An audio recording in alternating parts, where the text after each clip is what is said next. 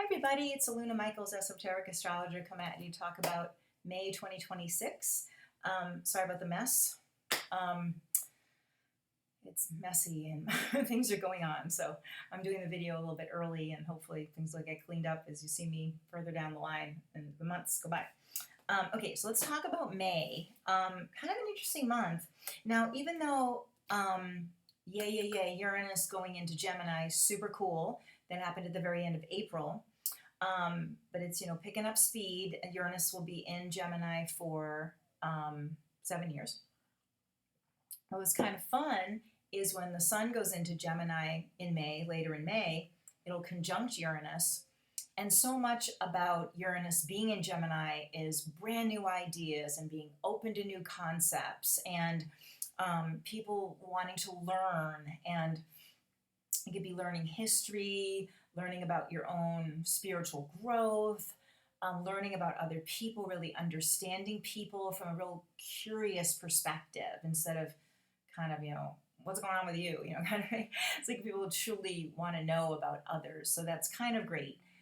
And of course, Uranus will be in that sign for 7 years. But I mentioned last month that we have, Uranus making a sextile, a 60-degree angle to Neptune, and trining 120-degree angle to Pluto. And so it deepens that understanding, deepening the compassion, all of those outer planets working together. It's like kind of like all the chakras are aligned kind of thing. I think of Pluto as like the first chakra, like really deep rootedness. Neptune is the heart chakra, and Uranus would be the upper chakras, like could be third eye, could be crown chakra. Of course, it's not all 7 chakras, but you hitting the bottom, middle, and top, with Pluto, Neptune, Uranus, and having those all be in alignment is kind of cool. And some things that are going on in May that are interesting are, let's talk about Venus and Mars. This is kind of cool because Venus will at first be in Gemini, beginning of the month, and Mars in Aries. And then they'll be making that 60-degree angle to each other when you have, it's an easy way to think of fire and air working together in the sextile. So they'll be kind of starting to be in that sextile together in the middle of the month. Like around the 10th to the 16th, they're in that sextile there. But then they continue through the whole month, really, because then Venus goes into Taurus and, Venus goes into Taurus and Mars goes into Cancer. So then you have Earth and water working together throughout all of May. And so when Venus and Mars are working well together, it's a lot of give and take. It's a lot of, it's kind of a yin and yang balance because Venus is receiving, Mars is active. It's like your inner masculine, feminine feel balanced. You feel like you can dream and relax, which is Venus, but also get things done, which is Mars. People cooperating together and again, accomplishing things, collaborating together. It's great also if you do anything creative writing or even just regular writing, I suppose. I'm sorry, I was gardening, so it's a little pieces of stuff going on my nose. So this idea that you can speak from the heart, that it's easy to speak in meetings at work or kind of adapt who your audience is when you're talking, if it's your kids or a partner or, friend or being at work. It's like that Venus and Mars help you to feel you are actively receiving and actively giving in this nice balance. So people feel socially good with you, or people feel good with each other. So it's kind of great. And we think of communicating too. I was thinking Venus is more like creative writing or music and things, but it's also just how you put your ideas across in a really kind way. Whereas Mercury is more about actually writing or communicating.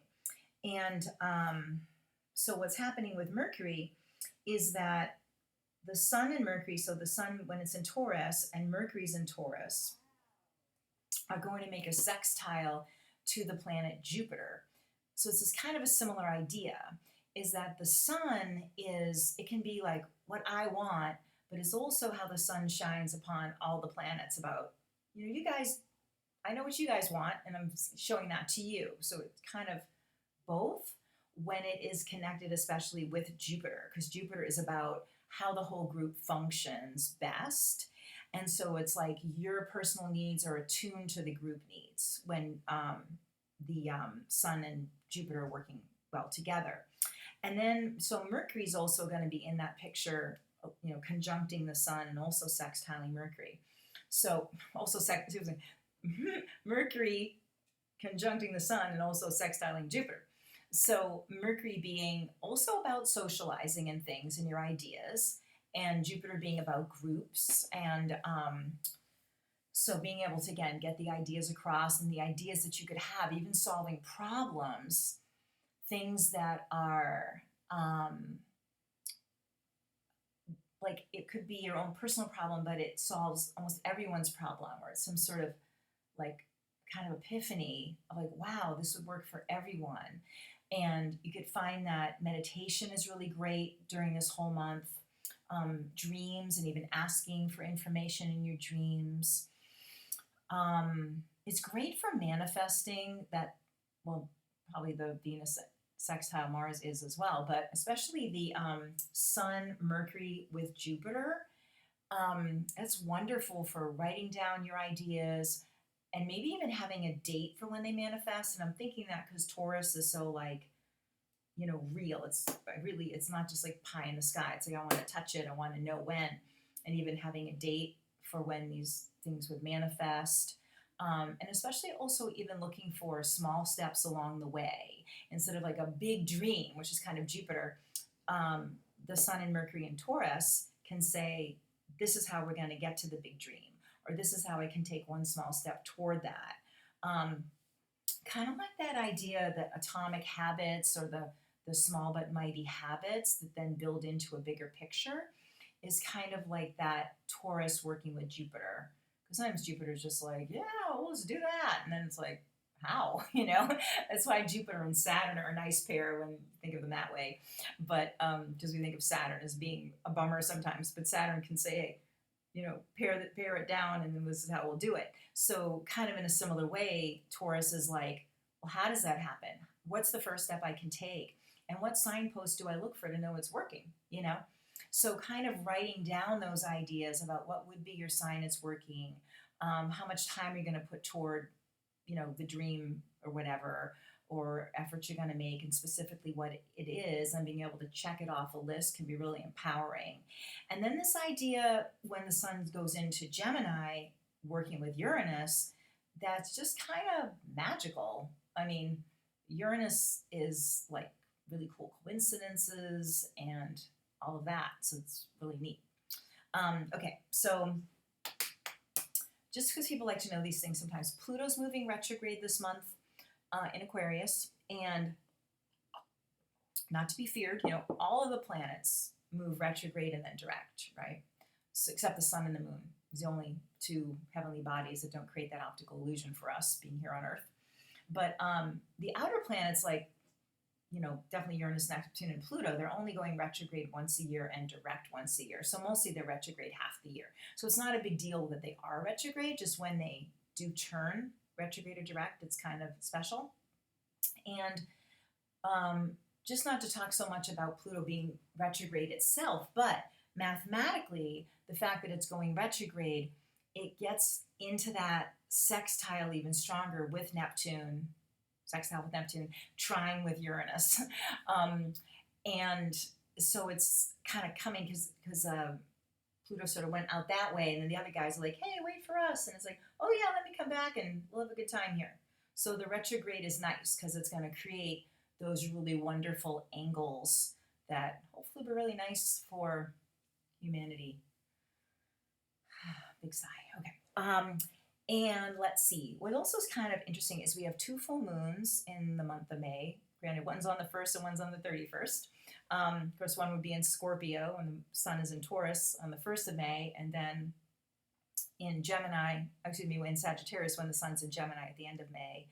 And so again, this idea of manifesting, as I was thinking about the Sun, Mercury, Jupiter in the middle of the month, even with the new moon, basically. But you got it sandwiched with those two full moons about, we can manifest this. We can make something happen here, and putting that energy toward believing you're in that new reality, and being excited you took the small steps, and trusting they're adding up to big steps, even if you don't see the direct correlation. Maybe that's where Uranus can put some like little special magic, and kind of like I don't know, like shoots and ladders, and you get the one where the ladder goes woo all the way up almost to the end of the game, and you're like, whoa, how'd that happen? I was in the right place at the right time, and all the energy came together, or a surprising set of circumstances happened to make things great. So you can be patient, but also there's some extra little, fast track kind of thing that can happen, or cool coincidences that make things happen at the end of the month of May. So, okay. So I forgot to say thank you to the Know Thyself podcast guys. Yay, thank you. If you want a session with me, you can email me at aluna3366@gmail, or go to my website, alunamichaels.com. You can call or text me, 248-583-1663. Those are below in the YouTube. And not so great on the YouTube comments. I don't see them often. And there's also my little book that's on Amazon, Kindle, The Spiritual Gifts of the 12 Astrological Signs. Just a little book if you like things like that.